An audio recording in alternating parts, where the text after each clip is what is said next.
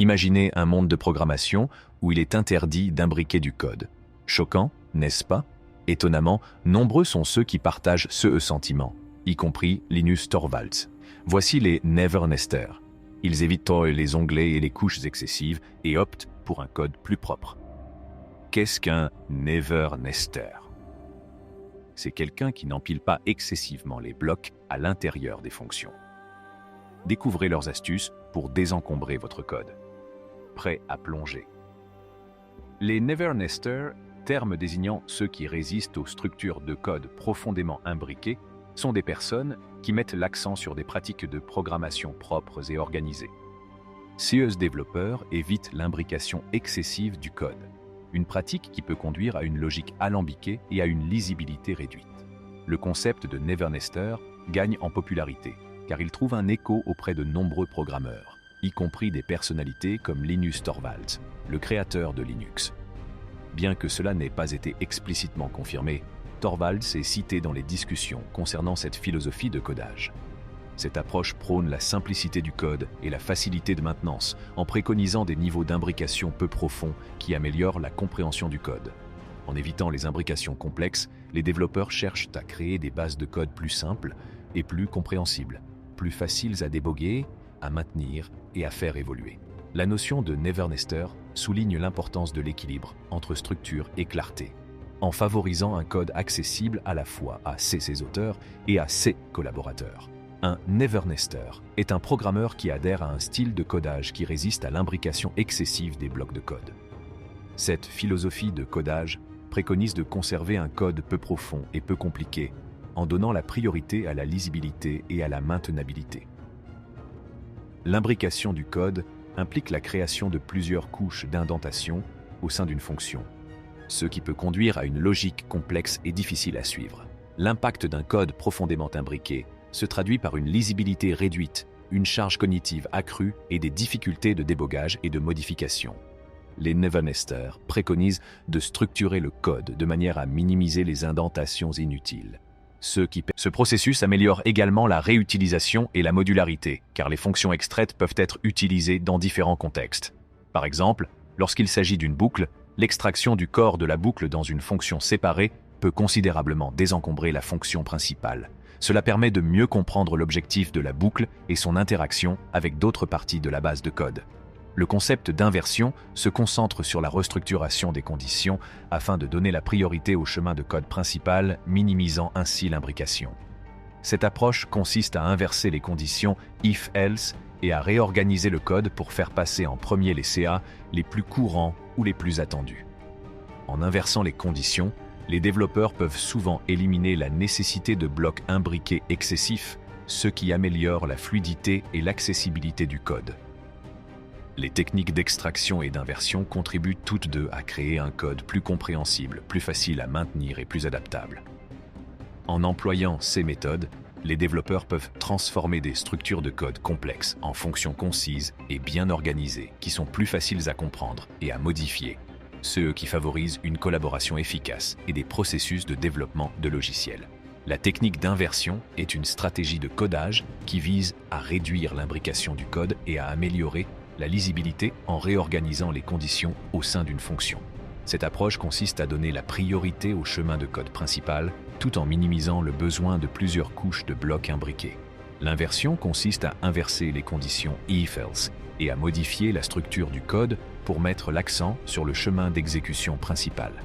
Par exemple, en inversant une condition if-else, les développeurs placent le cas le plus courant ou attendu en premier, suivi des scénarios moins courants ou exceptionnels. Il n'est donc plus nécessaire d'imbriquer une série de blocs dans la construction if-else. L'inversion conduit souvent à la suppression de blocs else inutiles. Lorsque le chemin principal est emprunté, le bloc else peut être entièrement omis, ce qui permet de rationaliser davantage le code. Cette simplification améliore non seulement la lisibilité du code, mais réduit également la charge cognitive des développeurs. La technique d'inversion peut être appliquée de manière répétée pour créer une chaîne de conditions qui se lit comme une liste de contrôles. Cette structure concise permet non seulement d'éliminer les imbrications complexes, mais aussi de mieux comprendre les différents C traités par la fonction. En employant la technique d'inversion, les programmeurs créent un code plus compréhensible, moins sujet aux erreurs et plus facile à modifier, ce qui contribue à l'efficacité globale du processus de développement. En appliquant la technique d'inversion à un exemple de code plus étendu, nous rencontrons un scénario qui implique la gestion des téléchargements sur le web. L'objectif principal de ce code est de télécharger efficacement des fichiers à l'aide d'un processus asynchrone, tout en gérant les différents états des téléchargements. Le processus de téléchargement implique une classe centrale qui interagit avec un thread de téléchargement.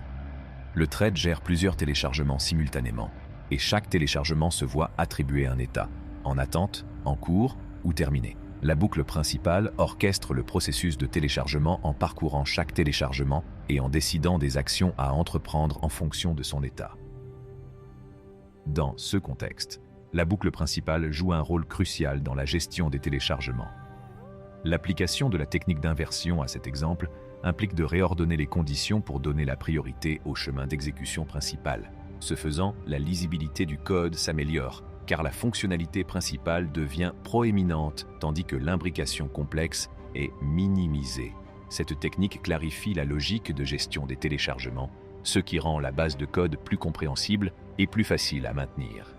L'application de l'inversion ici illustre la puissance de cette stratégie dans la gestion de scénarios complexes du monde réel, la rationalisation du code et la garantie que les développeurs peuvent saisir et gérer efficacement des processus complexes tels que le téléchargement de fichiers à partir du web. L'extraction et l'aplatissement du code consistent à décomposer des structures complexes en composants plus simples et modulaires afin d'améliorer la lisibilité et la maintenabilité du code. Dans l'exemple de la gestion des téléchargements, la technique commence par l'extraction des branches en attente et en cours de la boucle principale.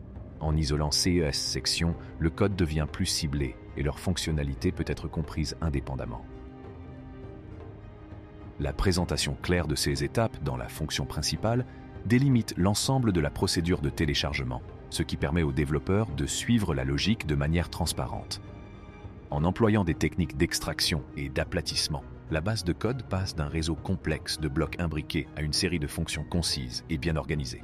Cela améliore non seulement la compréhension du code, mais aussi sa flexibilité pour des modifications et des optimisations futures, ce qui en fait une approche efficace pour aborder des scénarios de programmation complexes. Linus Torvalds, le visionnaire à l'origine du système d'exploitation Linux, a notamment défendu une approche du codage en accord avec le principe du never nesting. Cette philosophie se reflète dans les directives de style du noyau Linux, un ensemble de normes de codage utilisées par la communauté de développement du noyau Linux. L'approche de Torvalds met l'accent sur l'importance de l'indentation en tant que mesure de la clarté du code. Les directives précisent que si vous avez besoin de plus de 3 niveaux d'indentation, vous êtes de toute façon dans la merde et vous devriez corriger votre programme. Cette déclaration franche souligne l'importance de limiter la profondeur de l'imbrication pour maintenir la lisibilité et la compréhension du code.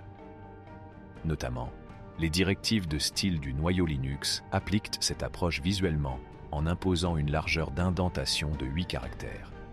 Ce respect d'une largeur d'indentation plus importante encourage intrinsèquement les développeurs à limiter l'imbrication au minimum, ce qui favorise la création d'un code plus propre et mieux organisé. La grande largeur des tabulations représente graphiquement la complexité potentielle qu'une imbrication importante peut introduire, et rappelle qu'il faut adhérer au principe des structures de code peu profondes. L'approche de Linus Torvalds en matière de codage témoigne de la valeur de la simplicité et d'une logique claire dans le développement de logiciels. En adoptant des pratiques qui limitent l'imbrication et donnent la priorité à la lisibilité du code, les développeurs peuvent créer des bases de code plus accessibles, plus faciles à maintenir et mieux adaptées aux efforts de collaboration. La philosophie de Torvalds, résumée dans les directives de style du noyau Linux, continue d'influencer les normes de codage et d'encourager de meilleures pratiques de programmation dans la communauté du développement logiciel au sens large. Si cette vidéo vous a été utile, n'oubliez pas d'aimer, de partager et de vous abonner à la chaîne. En attendant, merci d'avoir regardé.